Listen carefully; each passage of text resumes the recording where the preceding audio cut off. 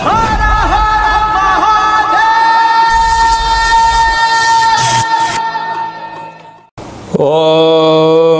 నమః శివాయ.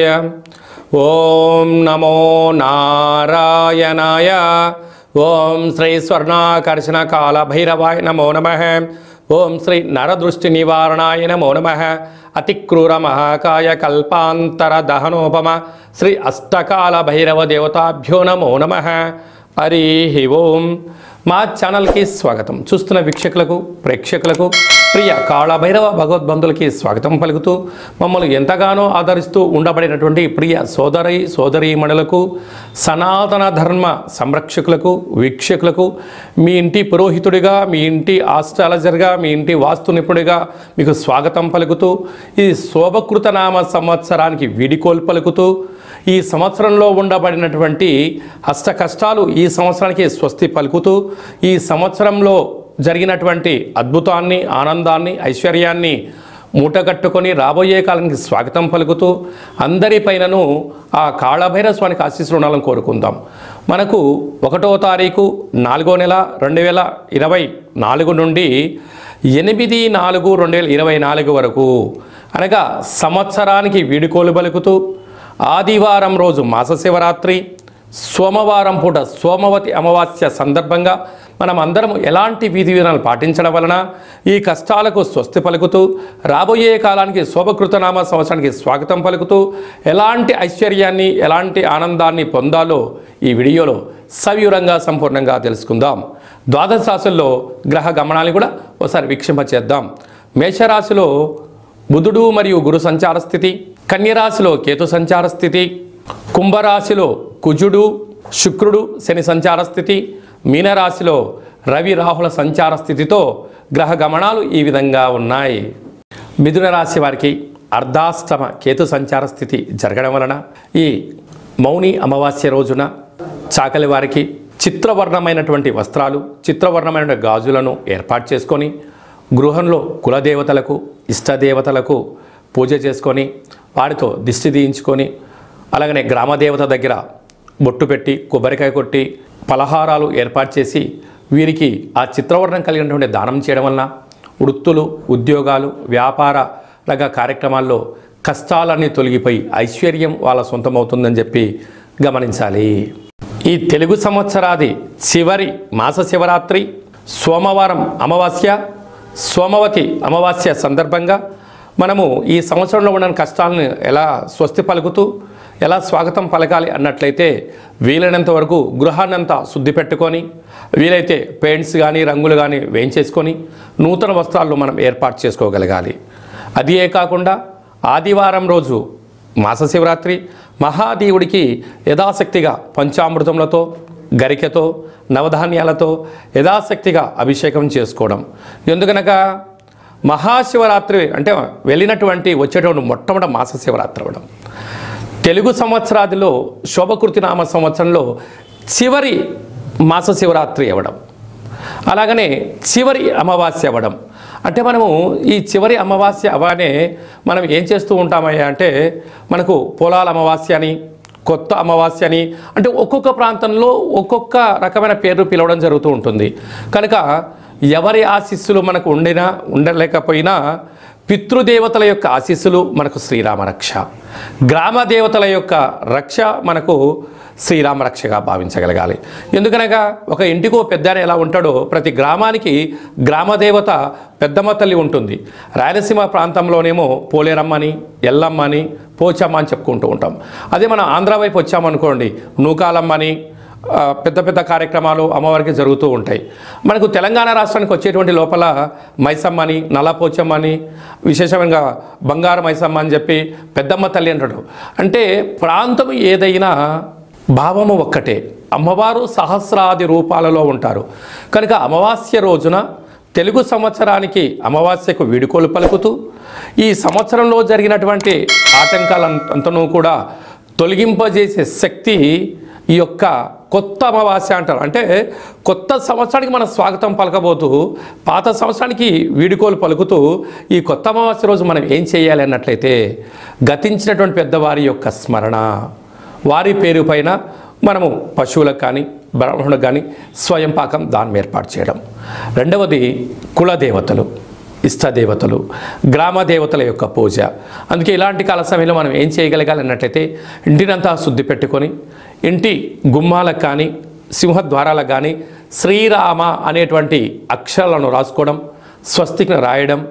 అలాగనే ఇంట్లో పూజామందిరంలో దేవతల్ని శుద్ధి పెట్టుకొని అఖండమైన దీపాన్ని ఆ ఒక్క పూట పెట్టుకొని, మనకు పులగము అంటాం రాయలసీమ ప్రాంతంలో, అలాగే మనకు తెలంగాణకు వచ్చినప్పుడు కిచిడి అంటారు, ఆంధ్ర ప్రాంతానికి వచ్చినప్పుడు పులిహోర అంటాం. అంటే ఒక్కొక్క ప్రాంతంలో ఒక్కొక్క రకం అంటే ఉడికేటువంటి అన్నంలో అంటే బియ్యంలో పెసరపప్పు కొద్దిపాటి పసుపును వేసి అన్నాన్ని ఉడికింపచేసి తెల్ల నువ్వుల పచ్చడిని ఏర్పాటు చేసుకొని, అలాగనే గారెలు, బూరెలు, ఉండ్రాళ్ళు, భక్ష్యాలు లాంటివి చేసుకొని కులదేవతలకు నైవేద్యంగా పెట్టి గతించిన పెద్దవారికి నైవేద్యంగా ఏర్పాటు చేసుకొని, అవన్నీ ఏర్పాటు చేసుకొని ఒక కొత్త చీరే, 2 జాకెట్ పీసులు, గాజులు, పూలు, పళ్ళను ఏర్పాటు చేసుకొని మన ఇంట్లో అంటే మన ప్రతి గ్రామంలో చాకలి వాళ్ళు ఉంటారు, వారిని పిలిచి వారికి బొట్టు పెట్టి గాజులు పెట్టి వారి చేత మీరు ఇంటి యజమానులందరూ కూడా చీపిరి అనగా జాడు అంటే మనకు తెలంగాణ ప్రాంతంలో పొరక అంటారు ఒక్కో ప్రాంతంలో,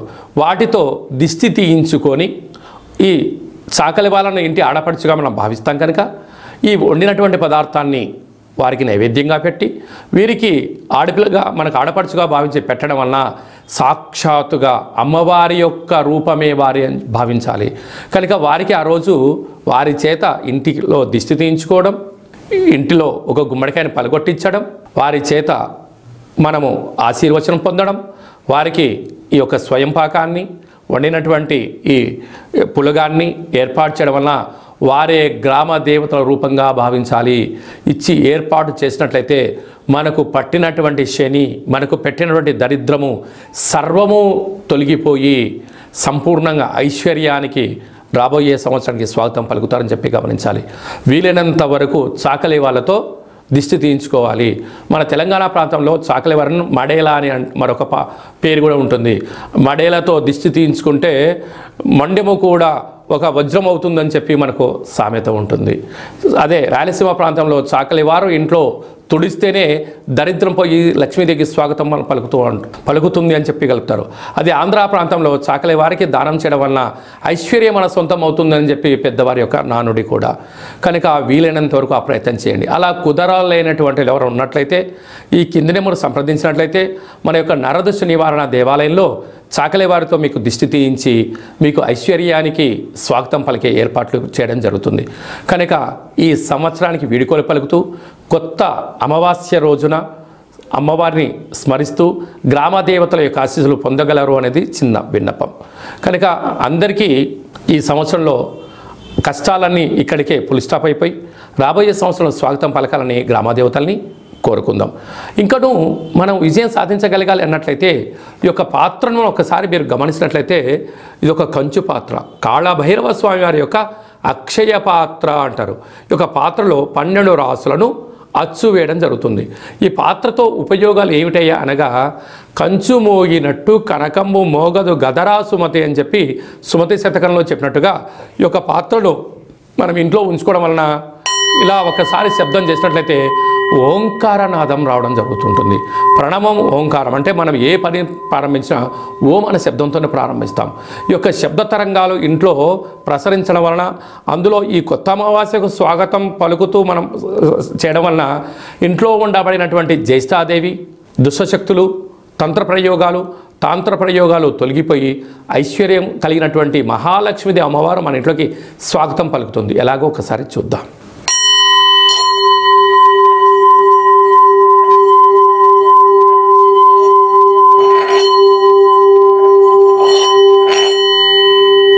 ఈ యొక్క ఓంకారనాదాన్ని స్మరణ చేయడం వలన ఇంట్లో కాళభైరవ స్వామికి ఆశీలు కలిగి అమ్మవారి యొక్క ఆశీలు కలిగి అద్భుతం కలుగుతుంది. ఈ ఆసక్తి గలవారు ఈ అక్షయ పాత్రను ఎవరైతే సొంతం చేసుకుంటారో వారందరికీ కష్టాలు తొలగిపోయి ఐశ్వర్యం, నరదృష్టి, శత్రు ప్రభావాలు, తాంత్రిక ప్రయోగాలు తొలగిపోయి వ్యాపార ఆకర్షణ, జనాకర్షణ, వివాహం కాని వారికి వివాహము, సంతానం లేని వారికి సంతానము, ధనం కావాలనుకున్న ధనము, విదేశాన వెళ్ళాలి అనుకున్న వారు ఏదైతే కోరుకుంటారో అవన్నీ కాళభైరవుడు స్మరిస్తేనే ఇవ్వడం జరుగుతుంది. మీకు ఈ యొక్క అక్షయ పాత్రతో పిరమిడు, డాలరు, కంకణము మీకు ఏర్పాటు చేస్తూ పూజా కార్యక్రమాన్ని ప్రత్యక్ష ప్రసారంగా చూపించడం జరుగుతుంది. మీ పేరు పైన 41 రోజులు కూష్మాండ దీపాన్ని కూడా పెట్టడం జరుగుతుందని చెప్పి గమనించాలి. మీ వ్యక్తిగత జాతకం తెలుసుకోవాలనుకుంటున్నారా? మీ యొక్క పేరు, పుట్టినటువంటి తేదీ, నెల, సంవత్సరం, సమయం రాసి మీరు వాట్సాప్లో పంపించగలిగినట్లయితే సంపూర్ణమైనటువంటి జాతకాన్ని 100 సంవత్సరాల జాతకాన్ని వ్రాసి పంపించి మీరు పుట్టినప్పుడు గ్రహ గమనాలు ఎలా ఉన్నాయి, ప్రస్తుతం ఎలా ఉండబోతున్నాయి, రాబోయే కాలంలో ఎలా మారబోతున్నాయో సవివరంగా సంపూర్ణంగా తెలియజేయడం జరుగుతుంది. అలాగనే చాలామందికి డేట్ ఆఫ్ బర్త్లు ఉండవు. మీ పేరు యొక్క మొదటి అక్షరాన్ని అనుసరిస్తూ రాశిని తెలియజేస్తూ గ్రహ గమనాల పరిస్థితి వివరిస్తూ రమణ శాస్త్రం ద్వారా అనగా గవ్వళ ద్వారా భూత, భవిష్యత్, వర్తమానాన్ని కాళభైరవ ఉపాసన చేత తెలియజేయడం జరుగుతుంది. ఆసక్తి గలవారు, జ్యోతిష్యం తెలుసుకోవాలనుకుంటున్నవారు, జ్యోతిష్యం అనగా భవిష్యత్తుని ముందే అంచనా వేయడం, దానికి అనుకూలంగా ముందుకెళ్ళడం కనుక తెలుసుకొని మిమ్మల్ని ముందుకు తీసుకెళ్లే ప్రయత్నం జరుగుతుంది. కనుక ఆసక్తి గలవారు ఈ కింది నెంబర్ సంప్రదించి వాట్సాప్ ద్వారా, ఆన్లైన్ ద్వారా, ఆఫ్లైన్ ద్వారా అపాయింట్మెంట్ తీసుకొని సంప్రదించగలరు. అలాగనే భార్యాభర్తల మధ్య తరచూ గొడవ పడుతున్నారా? పోలీస్ స్టేషన్లు గొడవలు మనశ్శాంతి లేని జీవితం పొందుతున్నారా? మీకు కాళభైరవ స్వామి యొక్క ఆశీల చేత, పేరులో స్వల్పమైన మార్పు చేత, చిన్న చిన్న ఆచరణల ద్వారా మీకు ఉండబడినటువంటి ఆటంకాలు తొలగిపోయి ఐశ్వర్యం కలగాలని సలహాలు సూచనలు జరుగుతుంది. మీ అబ్బాయి కానీ అమ్మాయి కానీ ఎంత ప్రయత్నం చేసినా వివాహం కుదరట్లేదా? వచ్చినటువంటి సంబంధంలో అమ్మాయి జాతకంలో ఏమన్నా గండాలు, దోషాలు ఏమైనా ఉన్నాయా? అంటే మన అబ్బాయి యొక్క జాతకంలో కానీ మన అమ్మాయి యొక్క జాతకంలో ఎలాంటి యోగాలు ఉన్నాయో కూడా మీకు తెలియచేయడం జరుగుతుంది. కనుక అందరికీ ఈ సంవత్సరానికి వేడుకోలు పలుకుతూ ఈ కొత్త అమావాస్య రోజున కాళికామాత, కాళభైరవ యొక్క ఆశీస్సులు పొందాలని కోరుకుంటూ ఆశీర్వచనం. ఓం కాళకాలాయ విద్మహే కాళాతీతాయ ధీమహి తన్నో కాళభైరవ ప్రచోదయాతు. శతమానం భవతి శతాయు పురుష సతేంద్రియ ఆయుష్యేవేంద్రియే ప్రతిష్టతి. ధనం ధాన్యం బహుపుత్రలాభం. 100 సంవత్సరం దీర్ఘమాయు. మహా అమావాస్య, మౌని అమావాస్య, దేవత కాళికా దేవత, కాళభైరవ దేవత అర్పణమస్తు. ఈ వీడియో మీకు నచ్చినట్టయితే లైక్ చేయండి, షేర్ చేయండి, మా ఛానల్ని సబ్స్క్రైబ్ చేసుకోండి.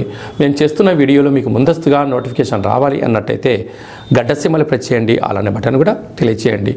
ఈ యొక్క కొత్త అమ్మవారి యొక్క ఆశీస్సులు మీరు అదనంగా ఉచితంగా పొందాలి అన్నట్లయితే మీరు ఎవరి క్షేమానైతే కోరుకుంటున్నారో లేక మీ క్షేమాన్ని ఎవరితో కోరుకుంటున్నారో వారికి ఈ వీడియోను ఫార్వర్డ్ చేసి ధర్మాన్ని కాపాడుతూ అమ్మవారి యొక్క ఆశీస్సులు పొందగలరు.